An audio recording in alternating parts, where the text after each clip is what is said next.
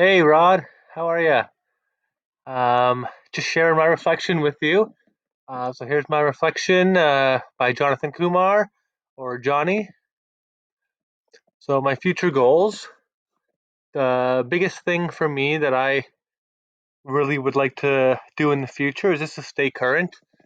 I sort of realized that I was, even though I'm a younger teacher, I was still teaching like I was taught, and so I think just staying current with all the educational technologies out there, and not only that, but just staying current in my teaching strategies moving forward.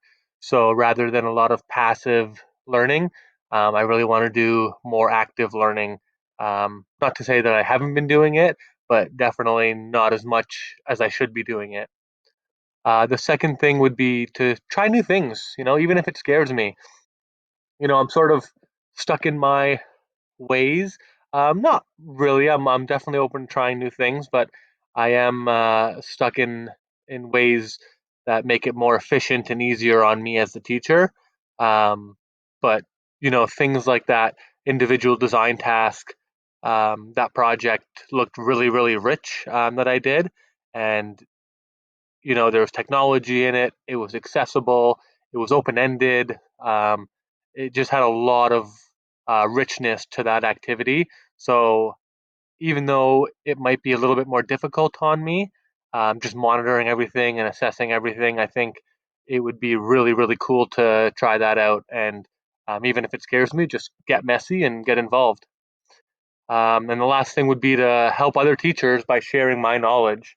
So, my grade team I know is always interested in what I'm learning and what we've learned over the summer, and new things to try. So, if I can bring that to the table, I think that would be a benefit not only to me, but to spread the good word to everybody else as well.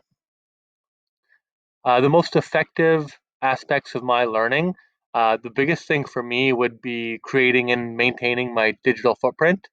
Uh, before taking this course, I was definitely a lurker, and I figure every year, if I can get better and better, I can reach that confidence level, um, and just using the digital platforms to bounce ideas off other people, and get ideas from other people, and just using that as a resource, basically.